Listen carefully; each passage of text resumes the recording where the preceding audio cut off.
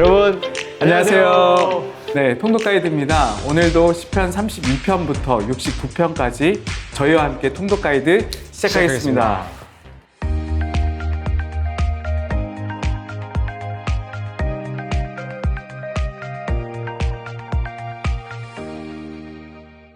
네, 목사님 주무시려다가 네. 갑자기 어떤 막 수치스럽고 막 부끄러운 일이 생각나서 이불킥 해보신 적 있으세요? 어렸을 때 그런 경험이 가끔은 있었죠. 네, 그랬군요. 뭐 그렇게 어린 시절에 각자 수치스럽고 민망한 경험들은 다 있을 텐데 만약에 친구들하고 장난치다가가 아니라 진짜 생존을 위해서 자존심을 다 버리고 억지로 수치스러운 행동을 했다면 기분이 어떨 것 같아요? 장난으로 망가지는 게 아니라 생존을 위해서 그렇게 했다면 너무 비굴하고 속상했을 것 같아요. 가족들한테도 미안할 것 같고. 네, 그렇죠. 사실 뭐 흔한 일은 아니지만 이 영상을 보고 계신 분들 가운데도 절박한 상황들을 겪어보셨던 분들이 있을 것이라 생각이 드네요. 네, 목사님. 그런 분들한테는 어떤 시편 말씀이 좋을까요? 네, 그런 분들한테 시편 34편 말씀을 추천드리고 싶어요. 시편 34편은 다윗이 그 사울왕을 피해 가드왕 아기스에게 갔던 내용을 쓴 시편이잖아요. 간단히 설명을 해주시면 좋을 것 같은데. 네, 맞습니다. 사무엘상 21장에 나오는데요. 다윗이 사울을 피해 도망 다니다가 가드 땅으로 들어가게 된 일이죠. 목사님 혹시 가드 땅이 어딘 줄 아시죠? 네, 골리앗의 나라 블레셋이잖아요. 그렇죠. 다윗이 골리앗을 죽였던 만큼 다윗과는 아주 원수 같은 그런 땅인데 사울의 위협이 얼마나 거셌으면 다윗이 그 가드 땅까지 들어가게 되었나 싶습니다. 네, 그래서 성경을 보면 이미 많은 사람들이 다윗을 알아봤잖아요. 사울은 천천히요, 다윗은 만만이라 라는 노랫말까지도 알고 있을 정도였으니까. 네, 그래서 문제였죠. 차라리 사람들이 못 알아봤으면 괜찮은데 너무 많이 알아보니까 다윗은 이러다가 아기스에게 붙잡혀 죽겠다라는 그런 생각을 했던 거죠. 그렇죠. 그래서 다윗이 자신의 목숨을 구원하기 위해서 너무나 수치스러운 행동을 했잖아요. 네, 맞습니다. 다윗은 정상인이 아닌 것처럼 자신을 꾸몄고 그리고 사람들 무리 속에 있는 동안 막 미친 척을 했죠. 막 헤헤 그러면서 막 웃으면서 문짝을 침을 흘리고. 그쪽거리고 숨도 막 숨에다 침을 질질질 막 흘리는 진짜 바보 같은 그런 행동을 보였죠. 네, 한때 사울은 천천히요, 다윗은 만만이다 라는 소리를 들을 정도면 자기 이스라엘의 왕으로 추대됐던 인물이었을 텐데 적국의 왕과 사람들 앞에서 미친 척을 하며 목숨을 구걸하고 있었으니 보통 수치스러운 것이 아니었겠네요. 네, 맞습니다. 게다가 아기스가 신하들에게 저 사람 봐라, 쟤 미치광이 아니냐. 어떻게 저런 사람을 내 집에 들어오게 하냐라며 다윗을 매몰차게 대하기도 했죠. 네, 참 안타깝죠. 다윗의 시편 34편을 그냥 보면 마치 대단한 하나님의 역사를 경험한 것 같은데 이렇게 처절하고 비굴한 상황에서 했던 고백이었군요. 네, 맞습니다. 다윗은 오히려 그런 상황 속에서 하나님을 찬양했죠. 내 영혼이 여호와를 자랑하리니 공고한 자들이 이를 듣고 기뻐하리로다. 이 공고한 자가 부르짖음에 여호와께서 들으시고 그의 모든 환난에서 구원하셨도다.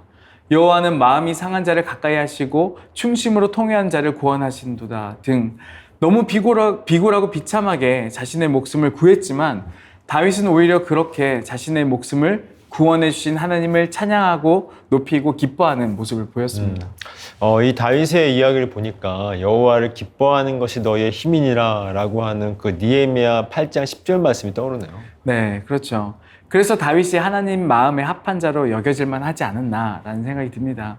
물론 그의 삶에 실수도 있었지만 그의 삶 전체적으로는 한결같이 하나님 앞에 감사하고 찬양하며 하나님을 전적으로 의지했던 인물이라는 것을 알 수가 있죠. 네, 우리의 삶에도 원치 않는 그 억울한 일을 겪기도 하고 때론 비참하고 비굴한 일을 겪게 될 수도 있겠지만 그럼에도 하나님을 향한 감사와 찬양의 고백이 우리 입술에서 넘치면 좋겠네요.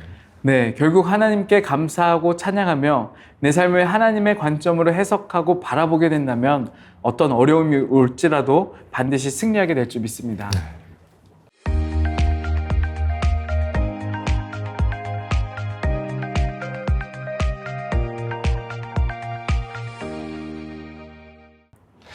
목사님은 돈 욕심이 없으세요?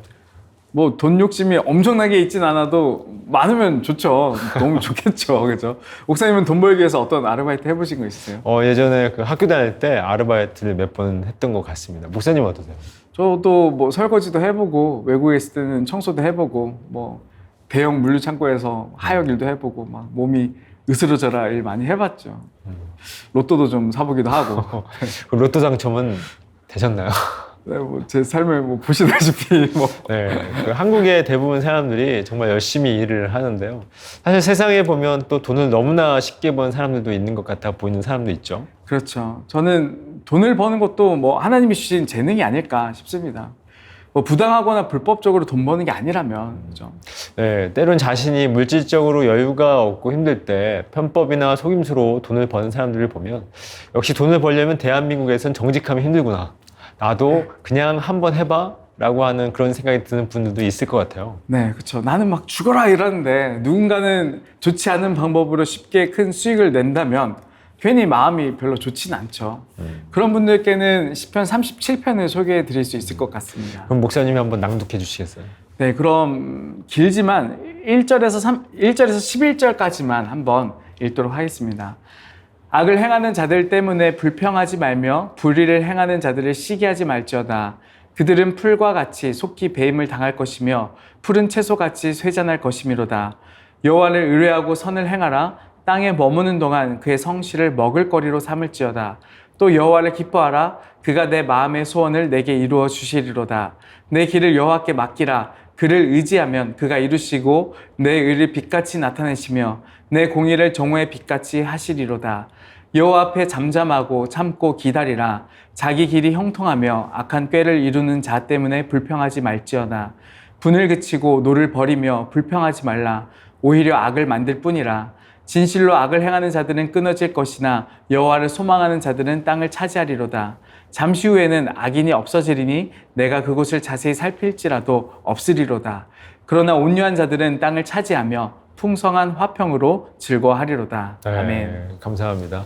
그 말씀처럼 그 불의를 저지르는 사람들은 결국 세잔해진다는 것을 우리도 살면서 목격을 하게 되는 것 같아요. 결국엔 그 죄로 인해 삶의 공경을 겪거나 또 불안감에 살아가죠. 그런 의미에서 불의한 자들은 시기할 대상이 아니라 불쌍히 여겨야겠네요. 네, 그렇죠. 악인의 잘되면 결코 부러워하거나 시기할 대상이 아니죠. 근데 이 사실을 알고 있음에도 사람들은 물질적으로 많이 힘들고 부족할 때 악인의 잘됨을 보고 부러워하는 경우도 있는데요. 그럴 때 신앙에 있는 우리는 인생의 성공에 대한 기준을 다시 재설정할 필요도 있는 것 같습니다.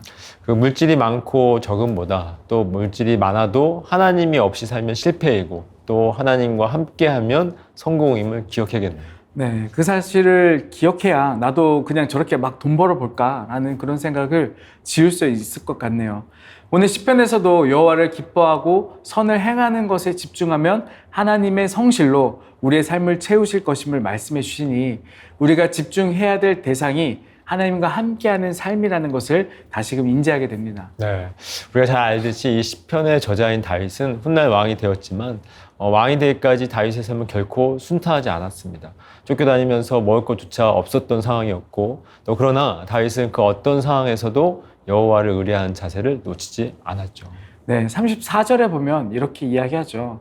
여호와를 바라고 그의 도를 지키라. 그리하면 내가 땅을 차지하게 하실 것이라. 악인이 끊어질 때 내가 똑똑히 보리로다. 네, 수단과 방법을 가리지 않고 내 힘으로 내 욕망과 물질을 채우는 것이 아니라 여호와를 바라고 여호와의 도를 지킬 때 하나님이 우리에게 진정한 승리의 기쁨을 맛보게 해주시는 것 같습니다. 네, 맞습니다. 물론 우리가 바라는 축복과 하나님이 우리에게 주실 축복의 기준은 다를 수 있지만 25절에 다윗이 내가 어려서부터 늙기까지 의인이 버림을 당하거나 그의 자손이 걸식함을 보지 못하였도다 라고 고백한 것처럼 하나님은 하나님 앞에 의인된 우리의 삶을 반드시 보호해 주실 것이라는 그 믿음을 가지고 살아가길 바랍니다.